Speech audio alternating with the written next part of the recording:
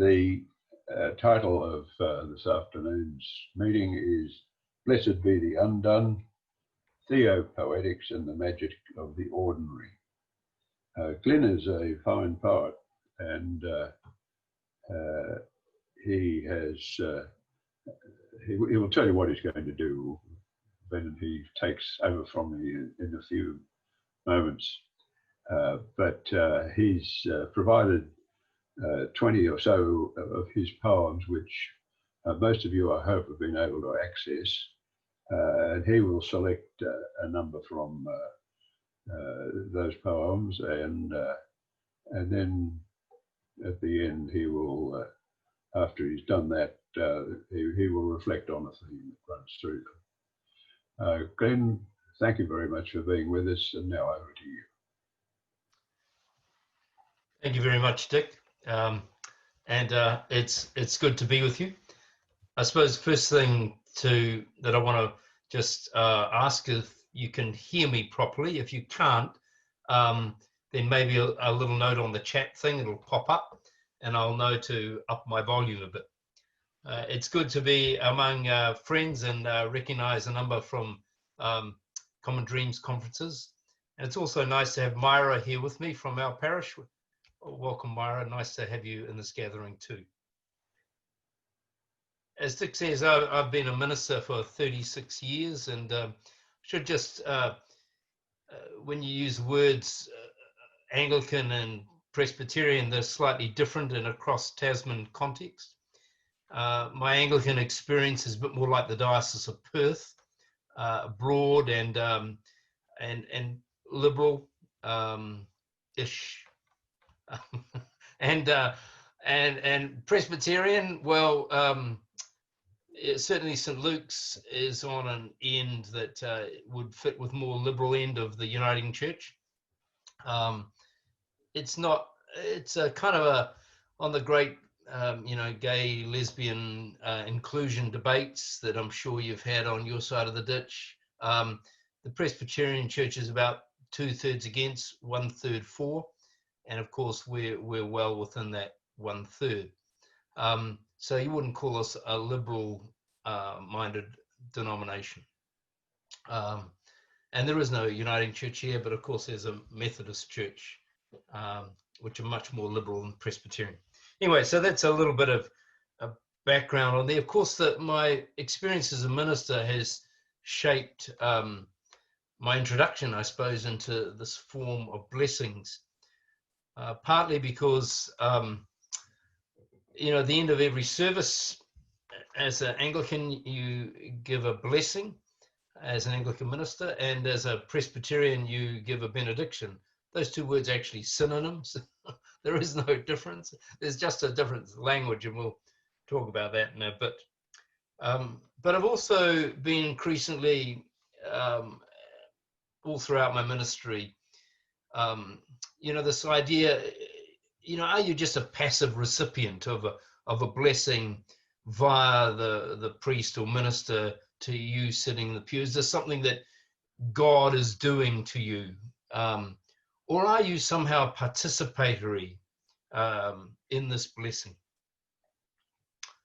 I want to acknowledge a couple of my mentors, and I plucked a couple of their books off the shelves. One is the late, great John O'Donoghue.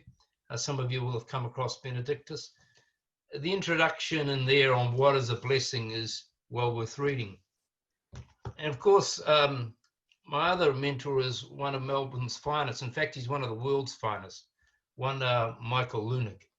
And, Michael invites us into different configurations. He hasn't done many of his pieces in a blessing form, but he invites us into that broad expanse of what the word God might mean.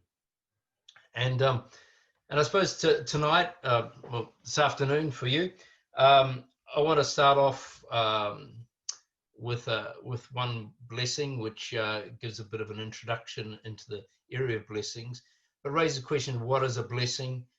What about that God word? And then look at some of the themes that are through blessings. I've put together a collection about 70, and you might have heard John Smith's comment to me earlier. we're exploring about trying to get that 70 published. So I'll look at some of the themes. I'm not going to read out or talk about every single blessing of those 19 that I sent to you. You might be relieved about that. So I think on your list number 1, I want to just read this one to you. This comes out of a context. A good friend of mine, I've known him since I was 10 years old. We've walked a lot of roads together, some with deep joy, some with deep suffering. And he clings tenaciously right now to life. But this blessing is more than about just him and me. Blessed are those brief moments of gift when the serendipitous slips into the sacred, when a lucky coincidence becomes a strange warming of the heart.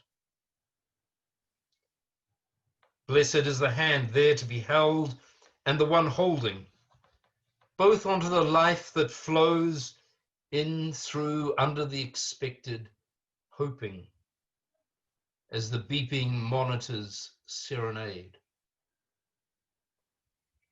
Blessed is the untimed arrival of a friend, sitting, watching, serene, presence as prayer,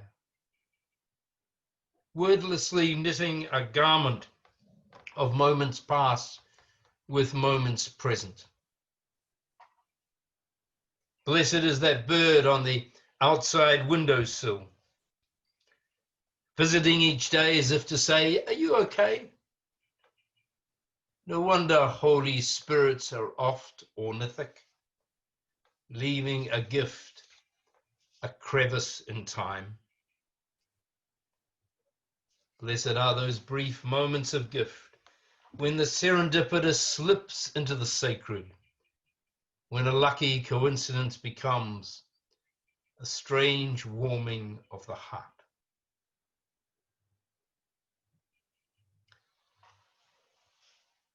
So you'll notice some things about style. There's, obviously the alliteration, the sensuous slipping into the sacred.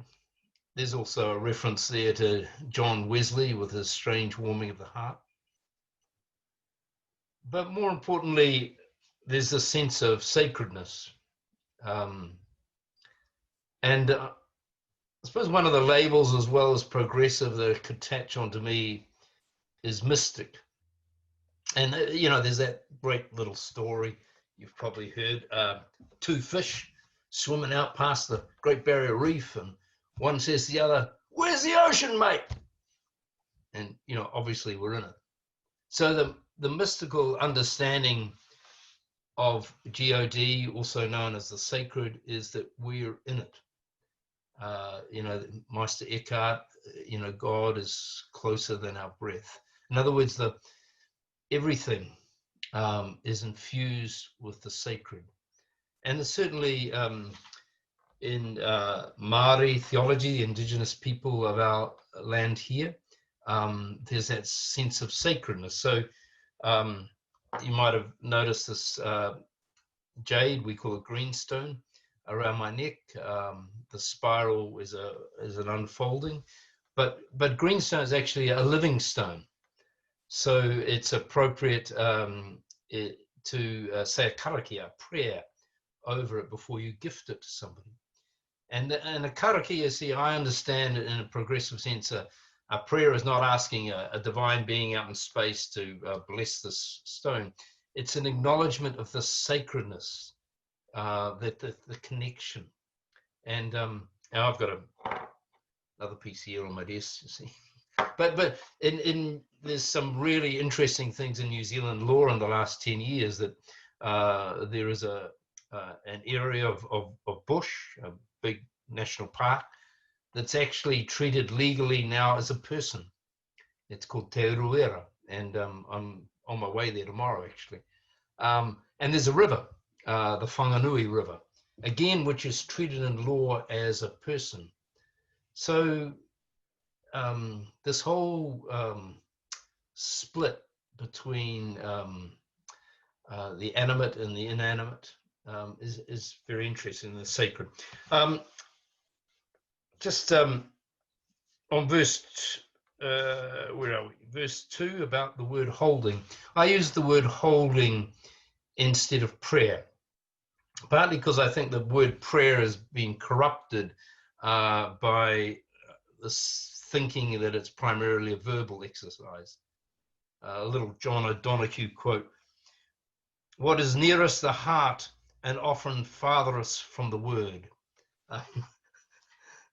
So he's saying, and to me, a prayer, when you hold somebody's hand, like on a hospital ward, this blessing is the context of you're in a way conveying both memory, if you have a history with that person, and also a sense of hope. There's something unspoken that's connected there, and it's a pathway for sacredness between the two of you.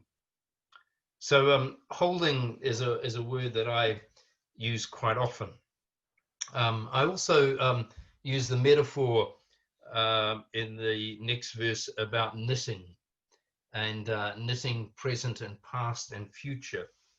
And you might notice the last line of the fourth verse about the Holy Spirit bird leaving a gift, a crevice in time. And again, from dialogue and interaction with in different Maori contexts where I've worked and been, different understanding of time. And I suspect this is similar with Aboriginal tribes and nations in Australia, that time isn't this little thing called a watch. Time has a very different sense. And sometimes when you're holding the time, the past, the present, the future merge together. Time is basically culturally fashioned, which is a bit of a radical thought for some of our fellow Europeans. Moving on to what is a blessing. Well, for those of you, and some of you might have been brought up in Anglican or Catholic contexts, and the blessing was, "May the peace of God, which passes all understanding." It's a quote from St. Paul, of course, you all know that. "Keep your hearts and minds in the love and knowledge of God and of His Son, Jesus Christ, and the blessing of God, Father, Son, and Holy Spirit." I always like the Holy Ghost bit myself. "Ghost, be with you now and forevermore." The evermore is Anglican, by the way. Presbyterians don't do the evermore. And then our equivalent as Presbyterians is, "May the grace of our Lord Jesus Christ, the love of God, and the fellowship of the Holy Spirit be with you all," etc. The interesting thing, and when you talk to lay people, they often just they filter out the God stuff, and they take the good words like grace, love, fellowship. Great words. Grace is about gift and generosity, and love, well, love has huge meanings. Fellowship is a bit of a dated word now, but it's about communion and community, and they earth it. Lay people take and earth it in their experience. So they bring God, if they're thinking God at all, into the sacredness of grace and love and fellowship. And but other ones are, just have the comfort of familiarity and actually a pain, to be frank. I'm not sure in your churches, but there's a tradition here that when a child is baptized, the whole congregation sings the Aaronic blessing, which is from Aaron, allegedly Moses' brother. "May the Lord bless you and keep you, make His face to shine upon you," etc. And of course, what the congregation are doing in singing is in the medium of music, which is so different from said words, is conveying love to this child and family. But the words, anyway, sometimes you get stuck with this stuff. And of course, words for God, theologians and poets have played around with these words, you know, and the great, his name just gone out of my head. But, you know, earth maker, pain bearer, life giver, what's his name? Anglican, gay, English, anyway. He's done some beautiful. Jim Cotter. Cotter, thank you. Jim Cotter. Jim Cardy, yep. And I, you know, when they made the New Zealand prayer book, I reckon they didn't know who'd written some of the stuff, because a whole night prayer is a Jim Cotter put together. You know, beautiful thing, living flame, cleansing wind, fountain of water. But it does, you know, all these questions is the minister priest dispensing God's approval on people? Or is it, as I believe, that it's acknowledging the sacred? So it's acknowledging what is. And in acknowledging that, deepening it. So, for example, when a minister, let's say, blesses a couple at a wedding ceremony, you know, 2 women, 2 men, heterosexual, whatever, you're acknowledging the love that's already there, the commitment already there. You're not doing a magic thing from on high. You're acknowledging the sacredness, which is magic, between the couple. And of course, a view like that got me into all sorts of trouble with the Anglican hierarchy. Let's move on to number 2, blessing. This talks about letting go of the big G gods. I'll just read you some of it. Blessed is the day the gods, notice the big G, go on an outing, leaving our worries and unmet needs. Oh no, we're being abandoned. To a little shady spot under a big puriri tree. Puriri trees are, you know, they come up and they go out like this, so kids make huts in them. Great trees. Blessed are those who feel abandoned, bereft, longing for those picnicking gods to return, and then to their surprise find they don't. And of course, this is about mapping the journey that many of us go on, leaving the big G gods and that power over type of deity and religion. Blessed are those who welcome a returning God. Suddenly this returning God, when you get in a crisis, you're yelling out for a big G to come and rescue. And welcome it with a warm smile and a wave goodbye. Freed from dependence, free now to roam. Actually find we don't need these big G's in our life. Blessed are those who wander far, finding the power of love within and out, and authenticity, coming to their own spot under their own big old tree. Blessed are those who after roaming arrive to know that divinity is not a lord, but a wee child, delighting in, inviting and needing us. I'll talk a bit more about that in a minute. Blessed are we who know need and desertion, discovery and freedom, love and homecoming in the presence of others and big old puriri trees. Just a side point about trees. I invite you to, sometime when you've got a bit of time, put into Google Ethiopia, trees and churches. And then about the second one that pops up is from something called Emergence magazine. Fascinating. The symbiotic relationship between the church, and they're Orthodox, you know, sort of conservative in an Orthodox sort of way, and the forest that's around these trees. Amazing. Gets your mind spinning about this interaction between nature and spirituality and the one affecting the other. But coming back to GOD, just talk a little minute, and you know, all of us have probably gone on journeys about what GOD means. Lloyd Gearing, probably the most famous New Zealand progressive, talks about God being the symbol of our best values. So like love, compassion, hospitality. Isabel Carter Haywood she wrote a little book, I think it was her thesis, came out called The Redemption of God back in the 80s. You might still be able to access it. She talked about God being the power of mutual relation, the power of mutuality, maybe not just between humans, but maybe between all the sacred. Recently I've been reading a guy called Gabriel Vahanian, who's big time, but you know, his books are kind of like digging in wet clay. You know, they take a bit of commitment to read. But he's got this fascinating thing on you know, the story of Moses and the burning bush, and the name of God, that YHWH, which gets translated as I am who I am, or I will be, or I'll be, based on the verb to be. Well, Vahanian says it's really saying F off Pharaoh. So it's a word that's deconstructing, is like an iconoclastic sort of little bomb to the whole idea of the big male god, because Pharaoh was a god. So and so was Caesar. So this whole kind of deconstructive thing, fascinating thought. But big G and little G, if you want to get into this stuff, read John Caputo.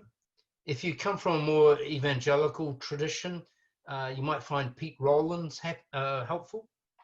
But the big G kind of words are like the omni words: omnipresent, omniscient, all that, Lord, Father.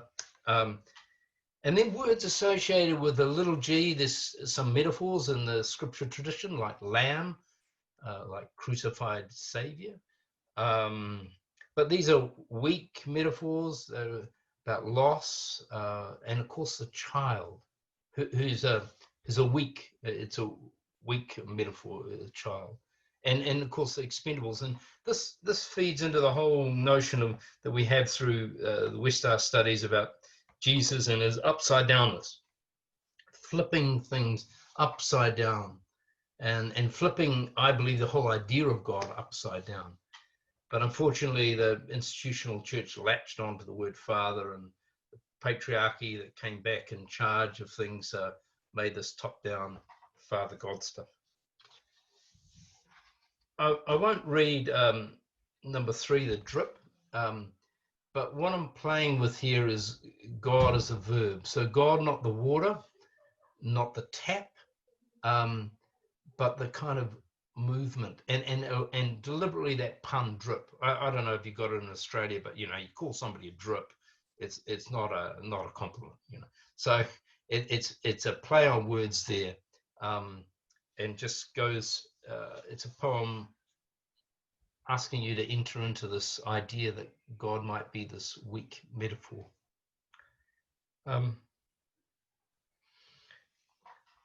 So my work is really about the sacredness, like the mystery in loving someone, or being invited into somebody's pain, or noticing the little things and seeing some wisdom in them. So it's kind of an awareness of sacredness in and through and all around us. And of course, part of that is that vexed question, are we divine? And of course we are. You and I are sacred, and so, but that isn't divine in the sense of, you know, puffed up, big ego, Caesar, Pharaoh type God, or, you know, somebody who's got an overinflated sense of themselves and their power. In fact, the Jesus way into divinity is the exact opposite. It's about loss and about giving and about mutuality. And, you know, it's not about self-aggrandizement at all. But the divinity, the sense of sacredness, is through and in human experience and through and in us. So the kind of being silent to listen to yourself is, you could reframe that as actually listening to God. Maybe the poem, the number 5 on your little handout, it's titled "Blessed is a Poem." So I'll just read a couple of verses of this. It says, "Blessed is a poem, the verses of which are still being written, as we discover who we are and might become. Blessed is a symphony, in which we're invited to play and in which the music keeps changing, so we improvise." And it goes on and talks about art and silence. You could take out the word blessed and put the word God in if you wanted to. And the last verse says, "Blessed is the elusive divine, moving within and without, beyond paradoxical, questionable, a mystery, a child playing." We need much more playfulness around this word God. But like John O'Donoghue, the word God is kind of a bit too big in blessings. It sort of suffocates. People have been hurt by the word God, and it's too, like, trying to get people to move out of using masculine pronouns for God is just huge. Why, for 36 years, it's really hard work. People find it really hard to shift. Even good people of goodwill with very liberal, radical politics, boy, God gets stuck as this man. So best to just put it aside, really. How are we doing? Dick, have we got about 10 more minutes or so, or what do you reckon? That's fine. Yeah. Okay, let's look at some of the themes. Number 6 on the thing, I've talked about the extraordinary ordinary, and of course gratitude through here. So this is about socks. Blessed be socks, woven, woolly, warm, wrapping our needy feet. Blessed be socks, especially when sitting still, feeling the cold creep in. Blessed be socks, protecting our fragile toes, means of mobility and stability. Blessed be socks, colourful, variegated, distinct, or dreary, bland, unnoticeable. Blessed be socks, may we learn to value what we wear for granted. Now, if you're into figures of rhetoric, that last verse is, you call it a hyperbaton. Hyperbaton is a putting words in a strange order. So I've taken don't take for granted and value what you wear and mix them up in order to convey about gratitude for the little things in life. And it's about noticing the little things. It's part of the spiritual discipline, I think, of noticing the little. And not just things like socks, but things like the person on the outside, or the person hurting, or when a government policy seems great for the majority, but actually isn't for one or two. And then the poem that, the blessing that I use in the title today, number 7. Blessed be the undone, mischievous laces ready to trip, needing us to stop and attend. Blessed be the undone, bereft of bankable certainties, following an insistent whisper into the mist. Blessed be the undone, buttons missing holes, body peeping out, sagging our attention. Blessed be the undone, heart-pierced cold misery, our body attending to the pain. Blessed be the undone, lost in the labyrinths of demand, who find a mystical thread deep within. So this blessing weaves. It weaves from a bit of humor, and who of us hasn't tripped over laces, having to stop and do them up, to, deadly serious, the next verse, about being bereft of bankable certainties. And in the journey that many of us in the progressive tradition have done in faith, there's been a time when we've been bereft. For example, once you become aware of the masculine nature of nearly every hymn you sing in a traditional church, there's a bit of grief because you love those hymns. You grew up with those hymns. And, immortal, invisible, hold on, I just don't believe that stuff anymore. And there's some grief in letting that stuff go. And then a bit more humor in verse 3 about, who of us as we grow older changes body shape, things sag, buttons pop open at wrong times. And a bit of play on words with sagging, snagging. And then go back into the deadly serious. And this is from those of us who've been in hospital, surgery situation, blessed be the undone, heart pierced, cold misery, our body attending to the pain. And then the last one, picking up on the Theseus Minotaur myth from Greek mythology, finding a mystical thread deep within us to lead us out of that dark space.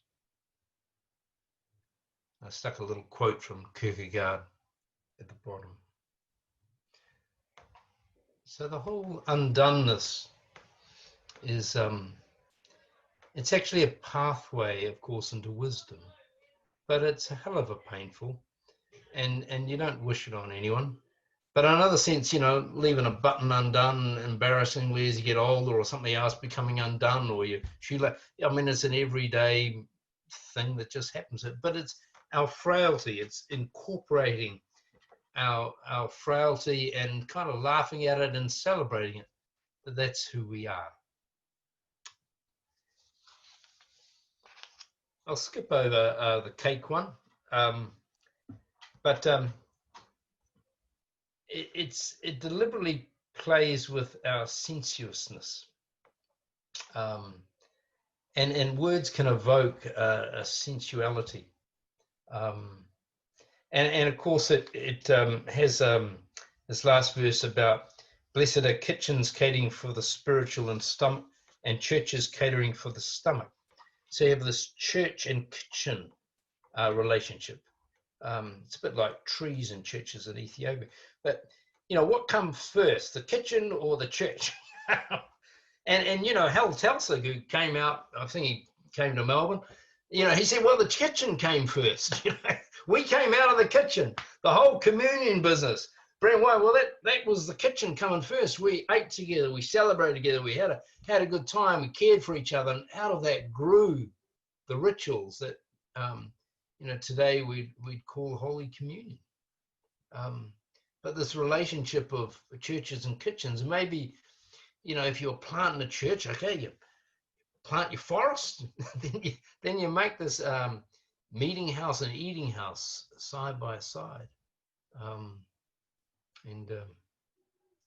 It's all about how meeting happens, how the sacred happens. I was thinking the other day, in New Zealand, if you go onto a marae is a Maori meeting house. The marae is actually the name for the piece of land, and the main house is called, just translated as the big house. And out there you would be greeted, you'd be first called on, and in the calling would be a challenge. The challenge is not, I want to fight you. It's a challenge of who are you? And you'd acknowledge the dead in that coming together.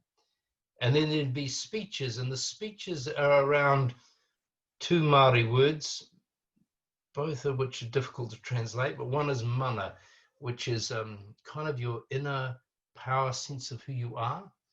So it's a conveying and a respecting of mana. In church disputes, the important thing is that everyone walks away with their mana intact.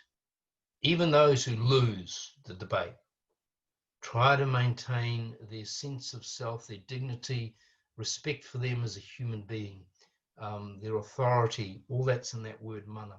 And the other part in the speeches coming in is a word called whakapapa, which means genealogy, but genealogy is a really weak translation of it. It's kind of your connectedness. So when a Māori person, indigenous person says, well, my Māori ancestors beat up my Pākehā ancestors, and makes a joke about all this. The speaker is actually saying, I'm connected to both those traditions and genealogies, and so it's a weaving. Whakapapa, someone schooled or versed in genealogy is a weaver of people, weaving the sacred and the past and the present, future together. So that's a kind of, and then there's the touch, the hongi is probably well known in Australia when you rub noses, but that's about the breath coming through into each person. It's like a sharing the breath. And of course it goes back to our Hebrew tradition of nephesh, life being in the breath. And then there's the sharing of food. So these things of food and breath and respecting status and this weaving together, it creates the sort of sacredness and caring for the sacred. How did I get down that track? I think another 5 minutes, Dick, or time for me to shut up, or No, keep going. keep going. This number 9 is getting into the area of hospitality. The spirituality and hospitality is about being open. So it's a personal discipline as much as laying the table for someone. So hospitality is much more than just doing all the effort of sharing food. It's about opening yourself, and in that opening, of course, there's a vulnerability, there's a risk. And I think John Caputo talks about the root of the word hostile and hospitality being the same root. There's some danger here, and some risk and courage needed for hospitality, which of course, when you come to immigration policies, for example, there's some risk involved in welcoming strangers, and yet it's also our calling, and it's also an enriching of oneself. And I think the Christian message at its best is about hospitality and compassion. I'd like to read to you the number 10 one on your list there. It's called, May the Blessing of a Shelter Be Ours. May the blessing of a shelter be ours, a place that finds us when the turbulence of loss seeks to throw us, tip us, tumble us, and leave us laid low, forlorn and alone. May the blessing of a grace inhabit that shelter, someone who will offer us timely comfort, a touch of kindness, a cup of calm, and be there as our soul's fractures mend. May the blessing of serenity when life is askew, spinning, wobbling, collapsing, find us too. A word, a look, a smile that reaches into our misery and offers us a staff to hold, your hand maybe. May the blessing of the litter of hope be blown into that shelter. Detritus of long ago memories, when that exuberant pup called optimism demanded our participation and we played. May the blessing of a soft light find us, offering in our frightened and insecure moments we hide well, a home to head towards where we can lay down pretense and be loved. And may shelter, grace, serenity, hope and soft light surround us and scatter the chilling darkness of the long and lonely night. If you're an Anglican, you know that last line comes from the Advent collects about scattering the long and lonely night. But again, this blessing is playing on shelter being something physical, but also shelter being something that one human can offer to another human. So the mystical, the sacred is woven together, and taking in how do we help each other, particularly through the big crises, the big hurts in our lives.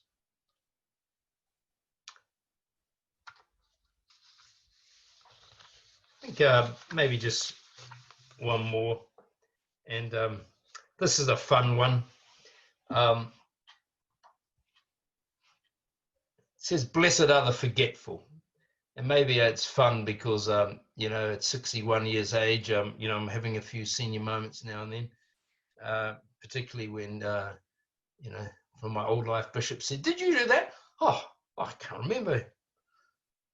All that stuff. Anyway, blessed are the forgetful, who didn't remember the muffins until the acrid smell crept up the corridor, who didn't remember her name, though you'd known her all your life. Blessed are the clumsy, who knocked the edge of the table, decorating the carpet with milk, whose balance went sideways and so did the cake candles burning. Blessed are the foolish, who try to say something eminently sensible, and an embarrassing nonsense came forth, like tonight, me, who got the wrong end of the stick and splintered in their self-esteem. And blessed are we when forgetful, clumsy or foolish, knowing that we are one of many, nay, of a multitude, who trip their way through life, embracing the floor as it comes up to meet us. Laughing at ourselves, acknowledging our frailties as part of our sacredness. Bless you. Dick, I think I'm done for a pause. Let's see where a conversation goes for a while. Yes, okay. So Glenn's now inviting us to comment or to ask questions or make your views known about what he said and the thoughts that he's introduced to us. What have we got here in the chat?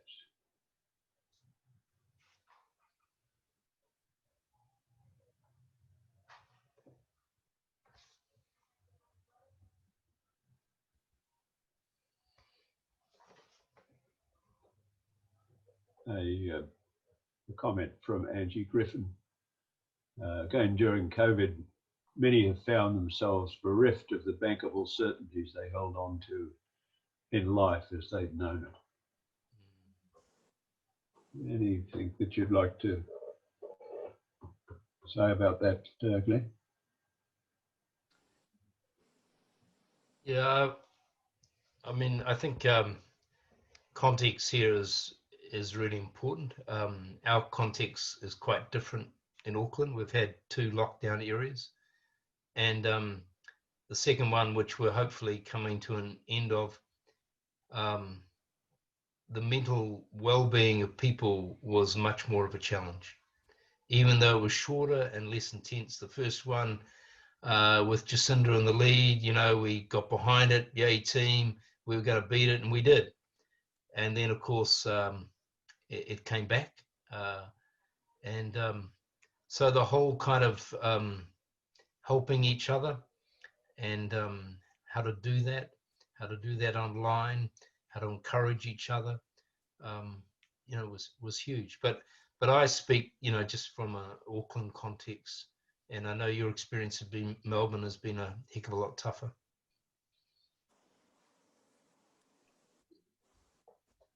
The interesting thing about that is that here in Victoria, Melbourne most particularly, is that our experience has been much different from the rest of the country as well. And we don't have any certainties left in Melbourne at the moment, although it does appear as though things might be starting to seem a little clearer in the way forward.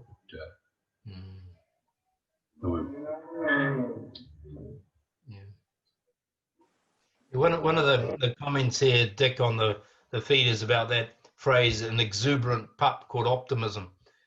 And, you know, I'm a pretty optimistic person, but you know, I've been in some places where I've been really down. And so that was the metaphor, being a dog sort of guy. You know, I've had 2 dogs who've run my life.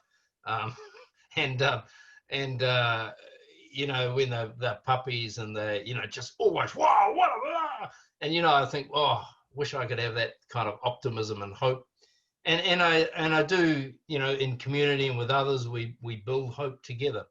But that blessing about needing a shelter and the rubbish, the litter of blew into that shelter, as I've seen, you know, street people outside my churches, you know, litter blows in, and it blows in this hope of optimism, and you know, is there something there we can get hold of, and all that.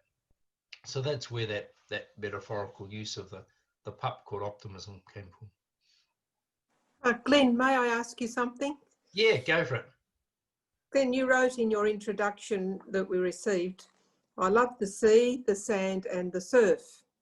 It has sculpted my soul. For one who has experienced the northern beaches of Sydney, I think I really identified with you there. Could you tell me about your experience, please? Oh, mine's kind of just, you know, you come home to yourself at a certain point in your life. You know, I had all these disparate bits, you know, church was kind of removed in a sense from the beach and the sand and the surf. But when I got older and reflected back, actually, you know, my early experience of Christianity was in like an evangelical youth group where, you know, it was all sitting around a fire at the beach. You know, it was all kind of beach stuff. There was youth camps and stuff, and we were in, on, and under the water. And it's kind of like this, the physicalness of the environment, the landscape affects us whether we are conscious of it or not. And, you know, and I think it affects our soul. You know, I'm one of those who use the word soul. You know, some people, you know, theologians don't like it because it's splitting the old dualism. But to me, soul is a poet's word. And to me, heart is the same thing. It's a synonym for trying to talk about the inner life and what's nurtured in you. And so, you know, the sculpting my soul is just, you know, walking on many beaches, swimming in that surf, diving, as in with a snorkel. I've never been a tank sort of guy. Canoeing, sailing, all that stuff was part of my childhood. Thank you. I think that's an important theme.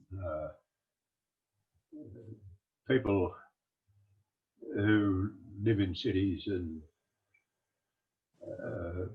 have become divorced from nature, or largely divorced from nature. And the thing that keeps coming back to me is whenever I get out into the country and see the clear night sky, which you don't see in cities simply because of the light pollution,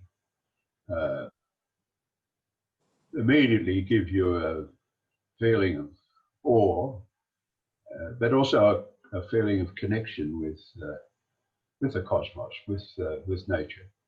Yeah. The same sort of feelings can strike you, or at least they strike me, is that when you're in the bush, this sort of feeling of connectedness, of being part of the whole. And I think we lose something of great value if we never experience those moments. And it's very difficult to create them, I think, in a city environment where everything is planned and artificial in some senses. Not wrong, not bad, no, but it's just it makes it difficult for us as human beings, human animals, to really connect with the rest of the cosmos. So that's a little bit of a rant on my part. Greg Crow makes a question or makes a point, and he said, I have imagined the Beatitudes and wondering about them as blessing. And what are your thoughts, given your understanding of blessing and blessed? Yeah, I've written a piece somewhere, Greg. I'm just a rewrite of the Beatitudes. But yeah, as you know, I think the historical Jesus scholars sheet them back to pretty early in the Christian tradition. Well, the Jesus tradition, which was a Jewish movement. But yeah, I think they're an invitation. Actually, the form of them, I think, is an invitation to that poet in all of us to play with words, rather than get locked into what do these Beatitudes theologically mean. But look at what other signs of blessedness around us. And particularly when society, you know, like New Zealand, like Australia, gives out gongs to different people, and sometimes I look at these alumni magazines of schools that my kids have been to. You know, we get them still in the mail because the kids don't want them anymore, and you know, they're praising up someone who's you know opened this number of stores, or this person, and you know, okay, they've done well, yeah, but you know, they don't praise up anyone who's given away all they've got to the poor. You know, is living on the street because they're giving everything away, or somebody who's you know. So it's where we put our value as society in some of these things, and so you know, so when that Beatitude says, "Blessed are the poor," you know, what does that mean? You know, I've got one of my blessings is, "Blessed are the suffering." Now, I was on a TV thing today, and if you want to look at it, put in News Hub euthanasia religion, and you'll find it. But the guy I was on with, the other alternative, he was a church historian, and he was saying how the church in history is justified suffering. And the trouble is, the way you put it, it sounds like the church should carry on justifying suffering, where I'm pretty staunch that the church shouldn't go anywhere near justifying suffering. But suffering is a reality that many of us have experienced. And though, you know, I wouldn't want to wish it on anybody, you do come through it somehow a little bit wiser, or a little bit cautious, or a little bit more humble, or a little bit more something. It does, use that phrase again, sculpt our soul. And so you can say blessedness is somehow in that there is something sacred in our suffering. But, you know, you walk in that fine line between sort of condoning suffering, and no way am I wanting to condone any suffering.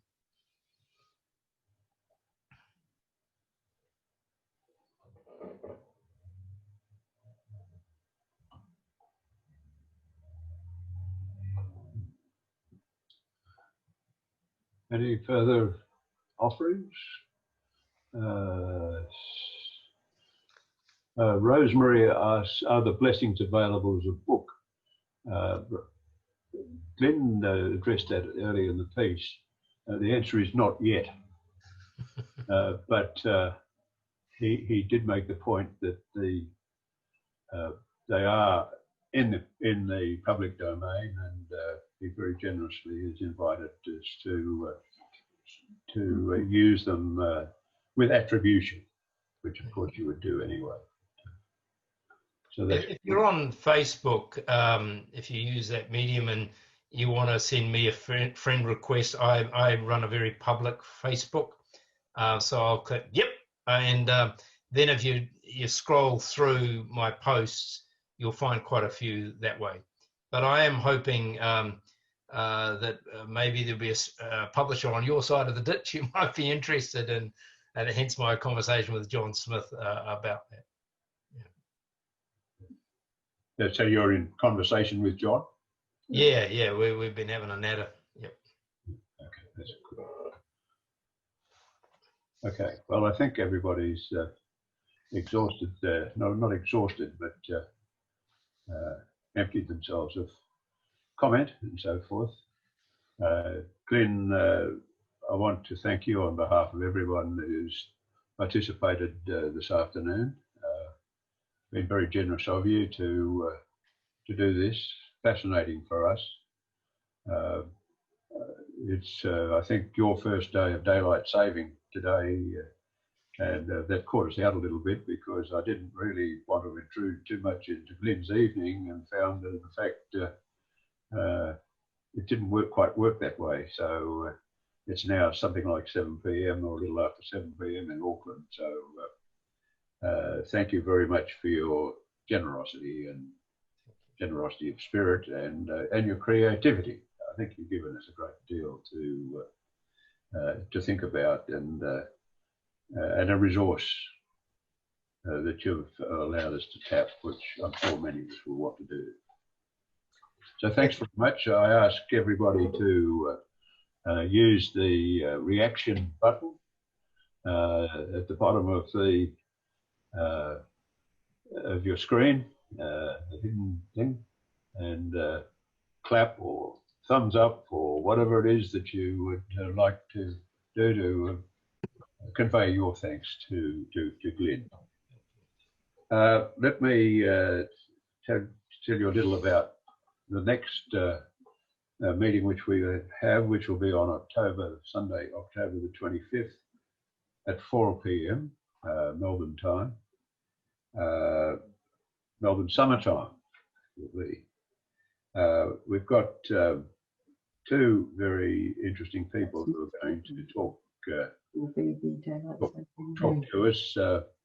Sione Javier, who's a Methodist pastor from Tonga, a Hebrew Bible scholar and an independent researcher, and Reverend Dr. Monica Melanchon, who is a